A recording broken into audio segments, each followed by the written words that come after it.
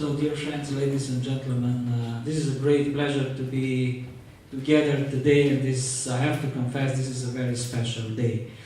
And my first thoughts goes to our mentor and our important host. And I'd like to thank a lot Professor Nicolescu for giving me the chance of this great cooperation and giving me the chance to support this outstanding initiative, and great pleasure. What I'm going to do in the next 30 minutes or so is to lead you behind the curtain of latest development in the field of neuroscience, and to try to create a parallel analysis between physics, quantic physics, and brain function. And there is no better way to do this than this fantastic paradigm of transdisciplinarity. So that's the only way to better approach the brain reality, because also brain approach overall all types of realities. And this very precious organ, it's extremely complex, and we have been able to understand, I would say, the main patterns of brain functions only very recently. And this is just because we have been able to decode human behavior to some extent. So I would start telling you that the more we deepen our understanding about brain, and particularly brain-mind interface and brain-consciousness interface, the better we realize that we have to readapt our paradigms to reality. Because our way of thinking in neurosciences have been always linear, simplistic, and extremely materialistic. And we haven't been able to explain the most important manifestation of human brain, if this is the manifestation of the human brain, which is the consciousness, which is very complex topic. And actually, I have to confess that we are not sure that consciousness is 100% a manifestation of the brain. So, having this in mind, I have to tell you that this new thinking based on the transdisciplinarity will influence the state-of-the-art of therapies, and not only, of many, many aspects of human activities. And just to give you an example, since more than one decade, there is a growing evidence that, the use of direct mental efforts to produce systematic and predictable changes in brain functions are completely real. So we can create changes in our brain function just by focusing in a different way our attention. And we call it today mindfulness. Coming to the point, physics and neurosciences have somehow a common destiny, but neurosciences were always running behind. We are approximately 100 years behind physics. Revolution in neuroscience, it's not completed. And this revolution will be completed. Will be complete only by this new way of thinking, only by the way that transdisciplinarity offers us. So, talking about the classic physics, the classic physics held that the reality of the world is constituted of infinitesimal particles in a sea of space.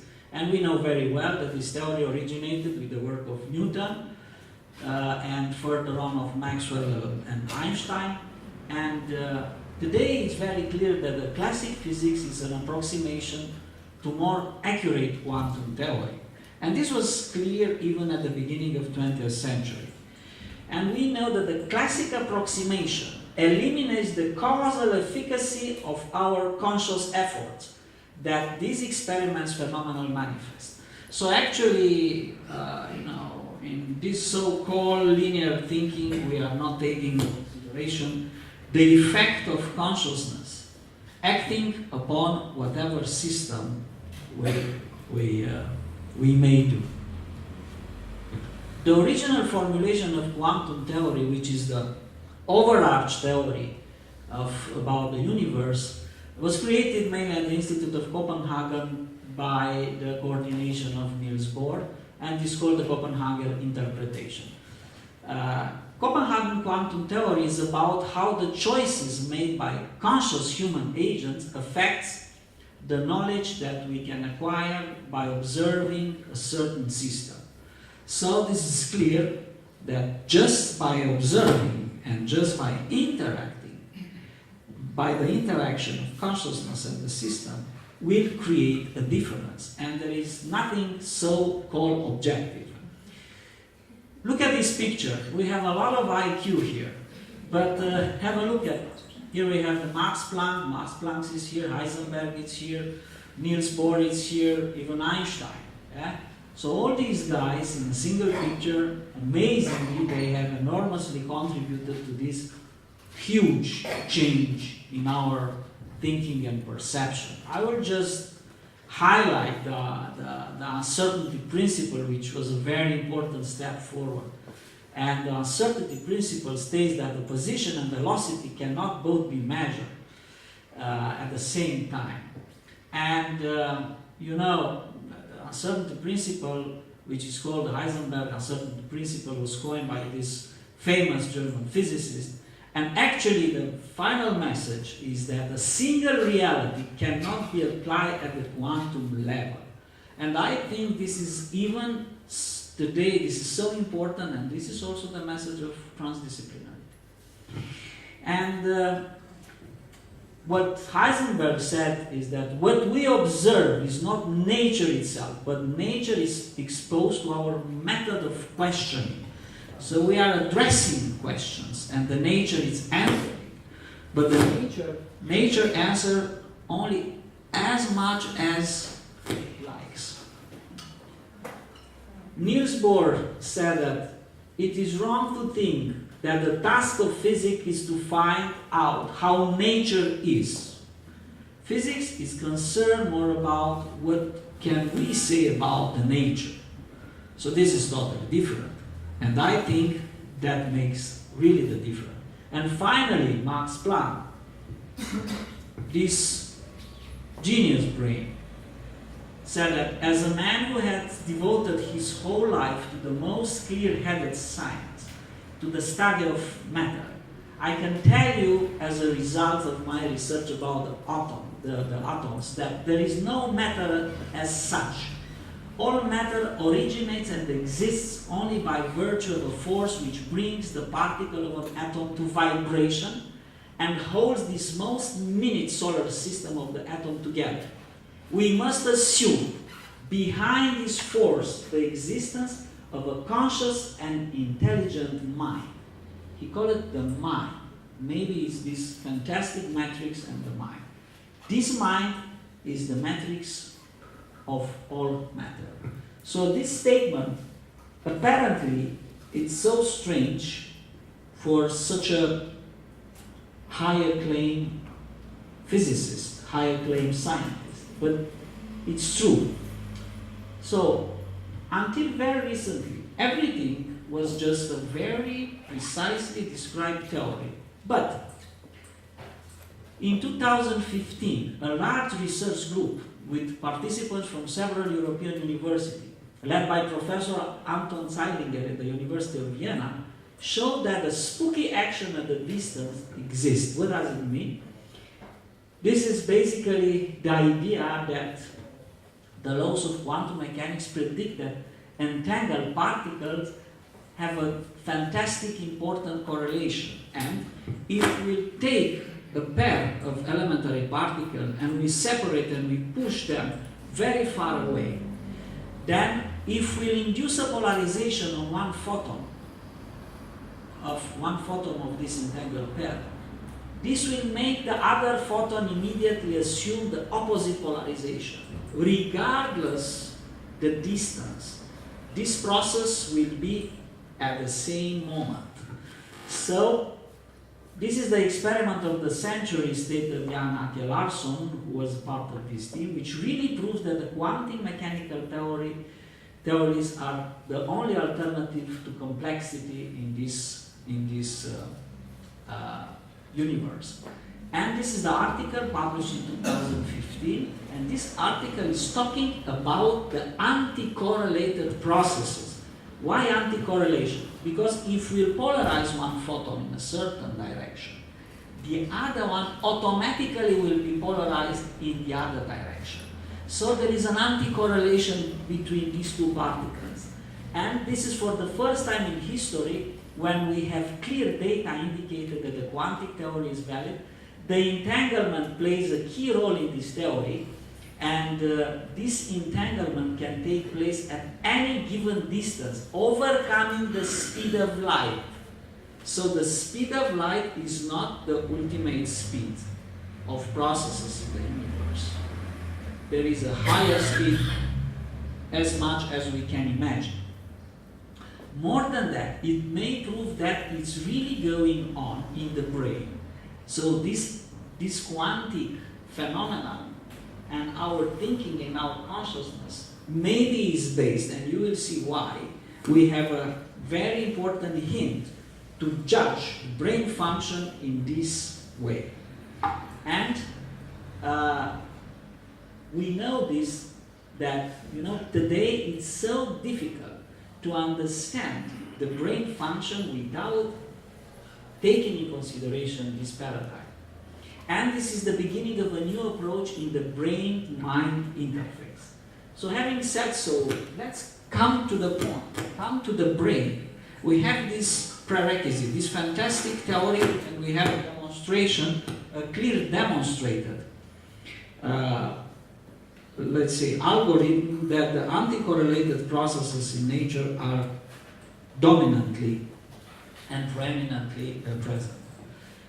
What we know today is that brain is structured based on three levels: cellular molecular level, circuitry level, and large-scale network level, the so-called dynamic network level. We know that any one of us may get a lesion in the brain.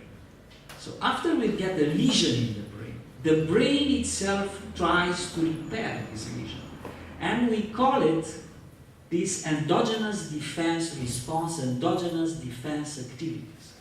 And this endogenous defense, this endogenous effort of self-repair has two sequences. An immediate sequence that we'll call it neuroprotection. It's a short time-oriented sequence that will protect our brain and will support recovery up to 20% of the whole capacity of recovery of the brain. And this sequence is followed by a different one, the next sequence, the sequence of neural repair.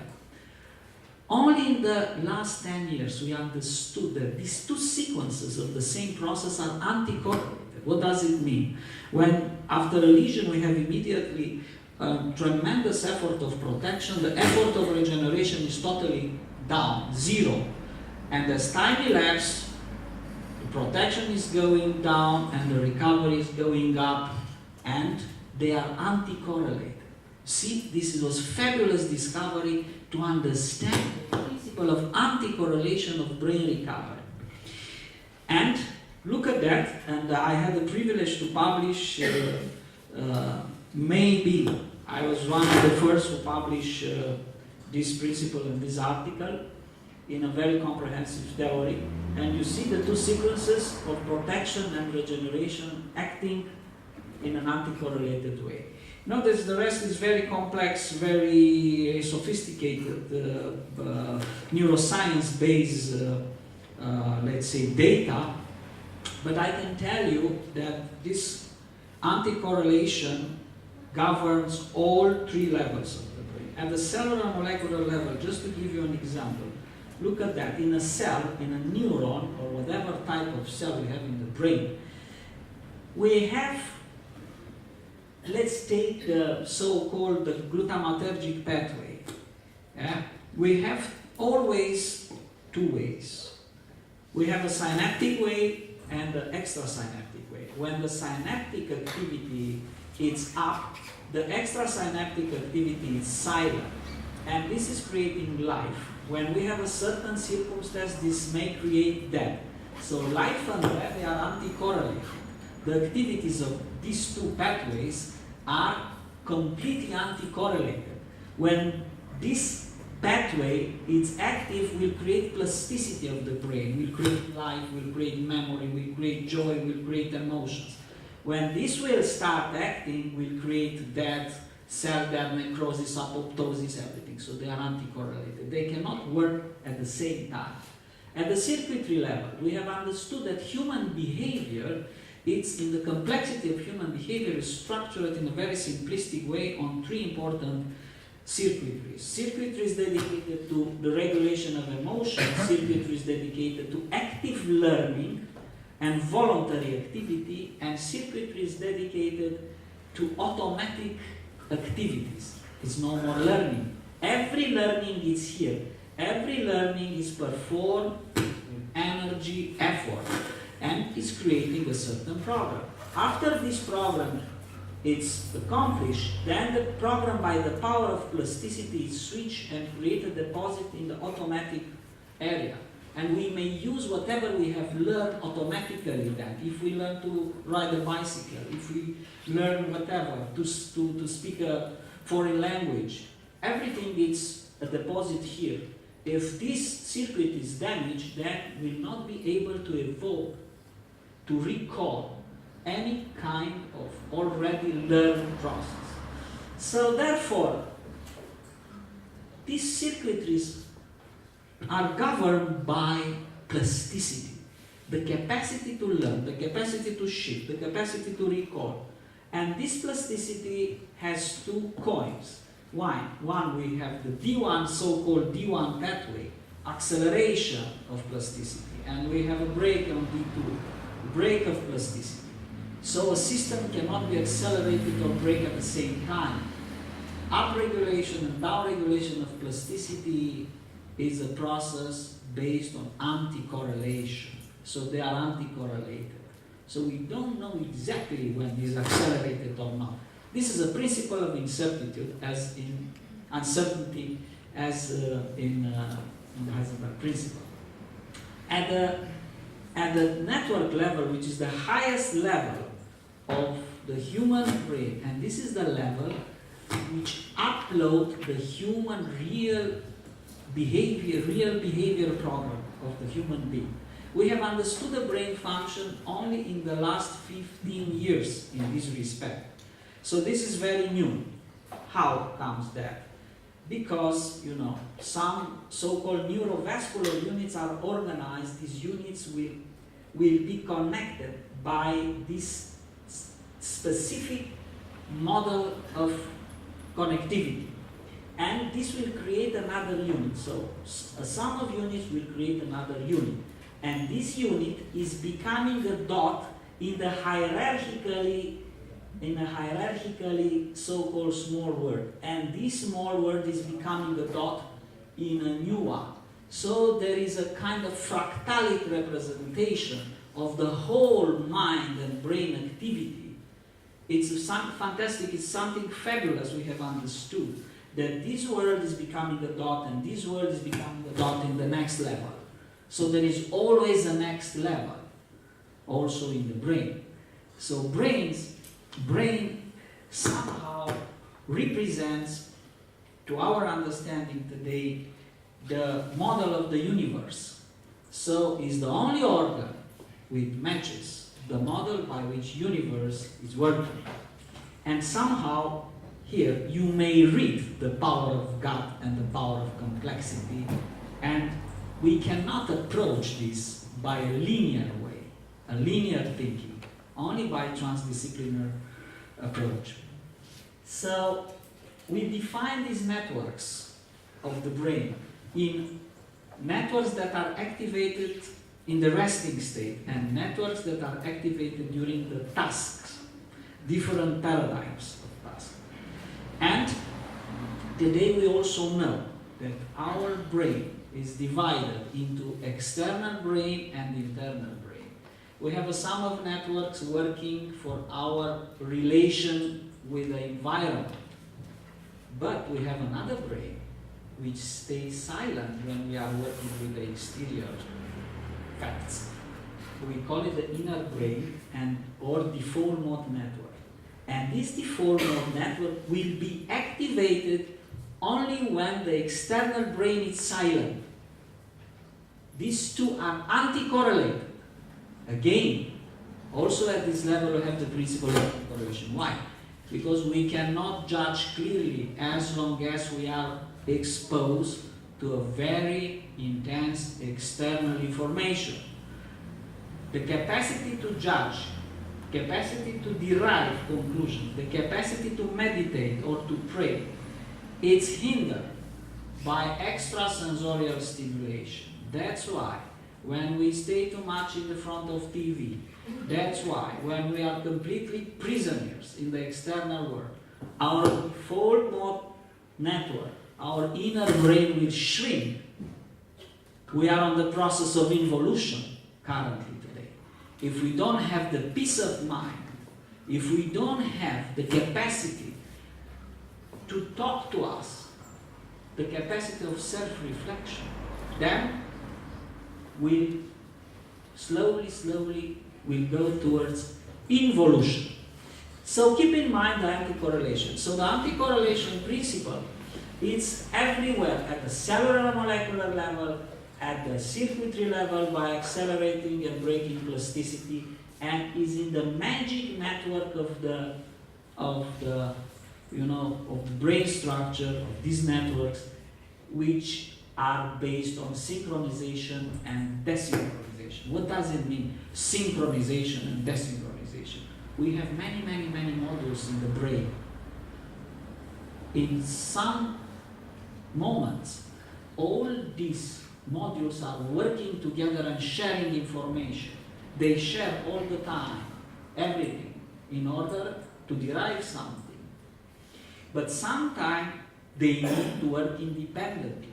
So sometimes they are synchronized, sometimes they are desynchronized. For example, when we focus attention on something very thoroughly, then we have certain networks very focused and desynchronized.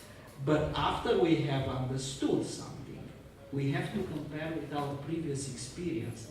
That particular module should ask all the other modules in the brain, what is this, what is that, have you seen it, what is our experience, how do you feel for that? And then they are synchronized. And this is the pulsation of the brain, synchronization and desynchronization. And what is also magic is that all these three levels based on anti-correlated processes, they are correlated. And there is a correlation between levels. So we have a horizontal anti-correlation, coordination in each level, and we have a vertical correlation because the genes in our DNA, in our neurons and other cells, glial cells, genes are activated in the areas where our brain is active. So wherever you have an activity, you have also an activation of DNA. So there is a correlation between the genes, down the genes, and up the networks.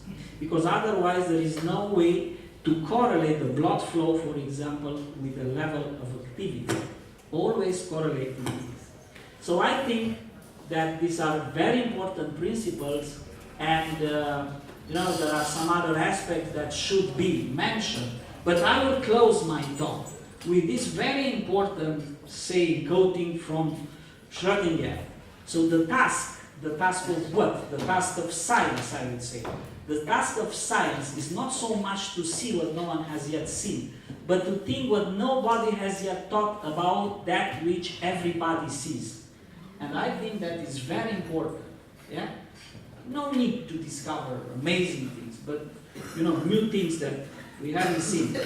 But to think with something that nobody has yet thought about, something common. Thank you very much.